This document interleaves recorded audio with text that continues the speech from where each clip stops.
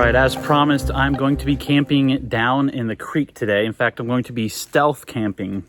I'm very curious to see if I'm down about 10 or 15 feet, if it hides me from all the flatlands and woods that I see in front of me. And so I'm going to camp down on an island or a peninsula down on the sand in the bottom of the creek and see how it all works out. I have a feeling that I can have a campfire and everything and no one will know that I'm there.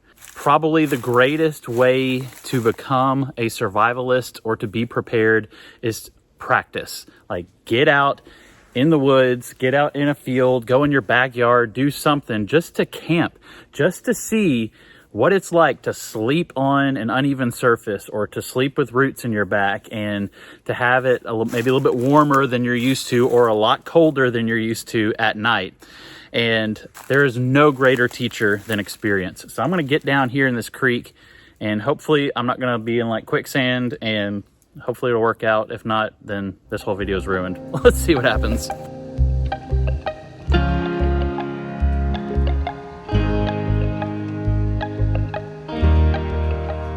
As you can see, there's a small creek here.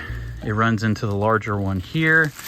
And then we have deer tracks everywhere down there and a nice little sandbar that I'm going to camp on. It has not rained here at the Off-Grid property in at least a week, so I'm really surprised to see that there's much water in there at all. The forecast tonight is just warm and clear. Well, it'll be down in the 50s, but warm and clear, so I don't expect any flash flooding. Okay. All right, so this is mostly sand and gravel, believe it or not, like pea gravel size. I think I can make this work.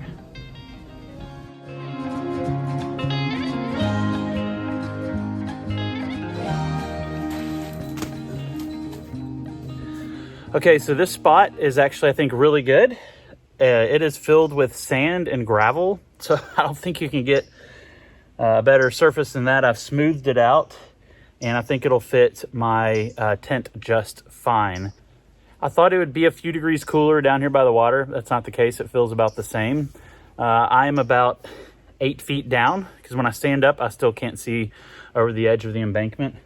I have flattened out the sand, which is super easy to do, but I found a few cool things while I was getting camp set up. Let me show you what I found. The first is this little piece of pottery. Very weird. Really cool though. And I found one other thing. Can you see it?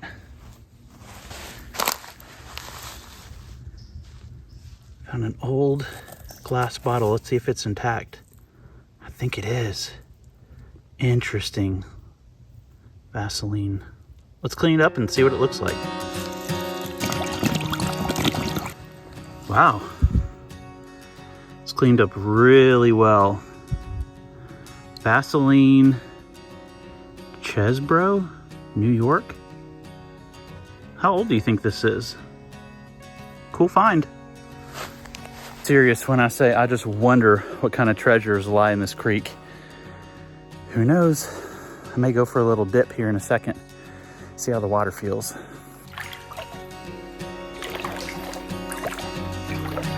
Water is really cool. It feels awesome right now.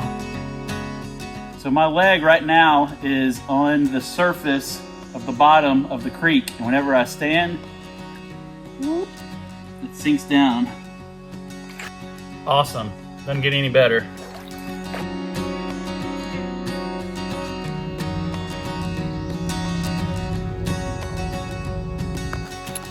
So a little pro tip for you. This is a Thermarest Z Lite. And I know they make multiple colors of these and they come with different thicknesses. I think this is like an R3 value. And basically what it is, it can be used as a sleeping pad or as a sitting pad. I went camping in the Irish Wilderness, which is in south central Missouri. And I brought this as my sleeping pad. Let me tell you, it was bad. This is not a good sleeping pad. What it is great at though, is folding out and gives you a flat and somewhat clean and padded surface to sit, to cook, to lay out supplies. And so that's why I bring one anytime I go backcountry camping. But then I put it down in the tent first, then my sleeping pad on top of it, and then it's absolutely perfection. So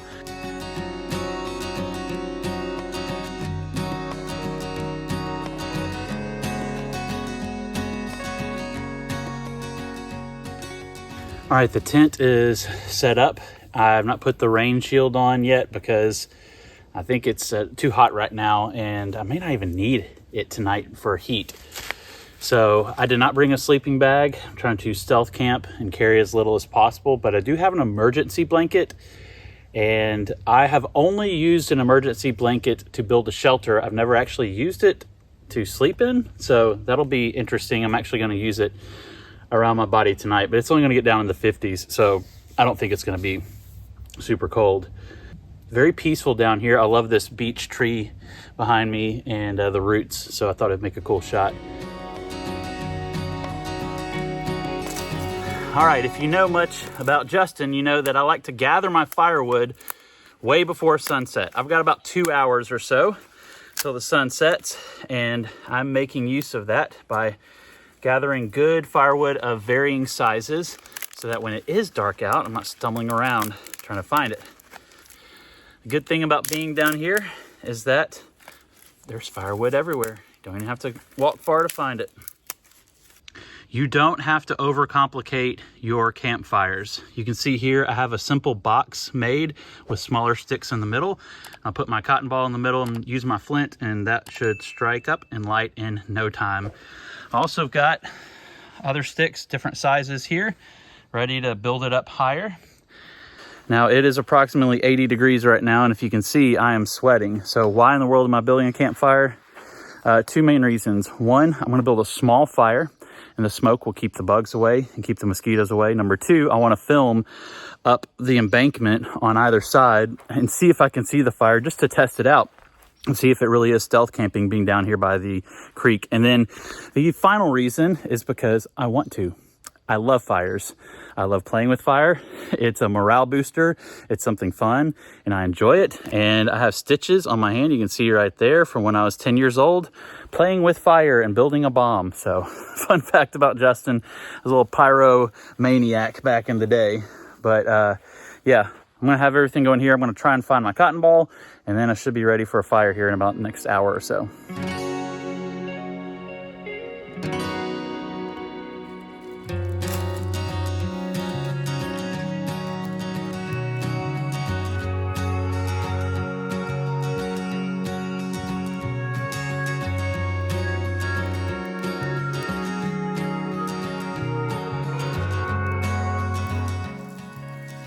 So I start with the square, and then I make the teepee like this, and it's pretty much good for a while.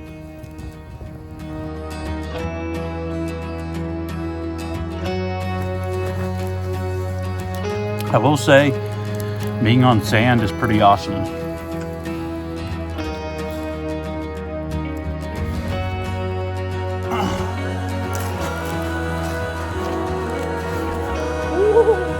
I want to drop my apple.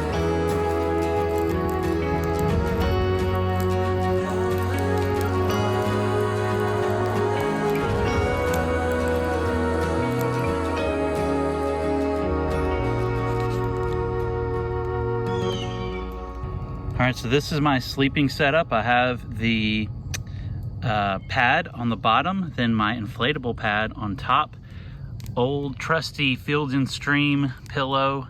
I also double up my backpack as my pillow, and then I also have this emergency blanket that I can use and will use should I get cold.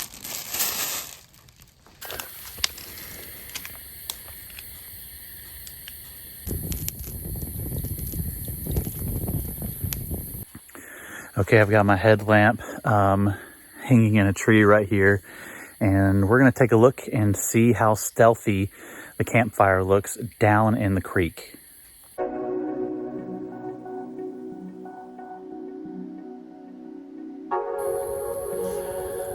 All right, that was a really good experiment. You can't see the fire at all, of course, because I'm down low here by the creek, but you can see just a faint glow up from the leaves. The weird thing is you can't smell it at all. It's like the smell is contained or something. The only solution that I could think is to be in a narrower part of the creek or one without tree limbs right above you. And, but in that case, I'd probably be getting wet, so. And by the way, I'm hearing a barred owl over there. If you've never heard one before, it sounds like a woman screaming, which is really creepy in the middle of the night, in the middle of the woods, in the middle of a creek by yourself.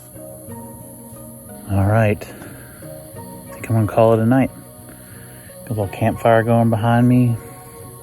Sounds of nature all around me. Doesn't get much better than this. See you in the morning.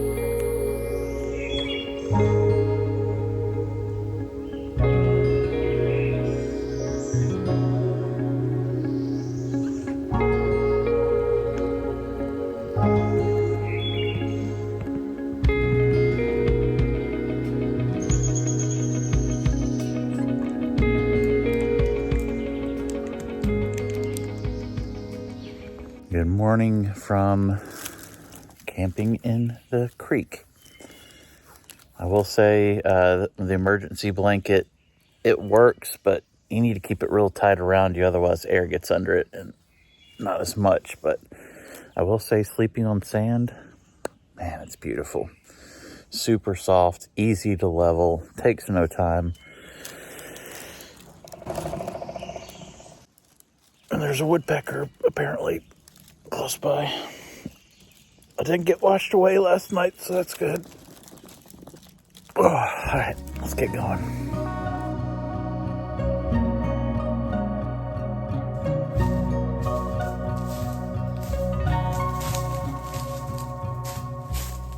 There you go. What a fun challenge. Great night camping in a creek. Definitely was stealthier. It was a fun experience waking up right next to the water and having a little bit of clear skies above you because the creek, you know, clears a little bit of a way. And fun challenge. I'm telling you, the best thing you can do to become more prepared or to become more of a survivalist is just go camping by yourself out in the backcountry. Test your gear out, try different scenarios, you know, in the woods, out in a field, by the stream.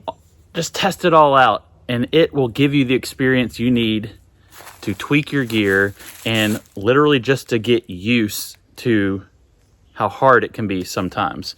Last night, I learned a lesson. That is, sand is very soft and very easy to work with. And so that was one of my takeaways. And being down in the creek, it is stealthier than being up on the land. So always a learning experience. There's always more for me to learn, and really grateful for the opportunity to do that. So God bless you. Thank you for watching the Backcountry Journal today. And remember, God's creation is meant to be explored.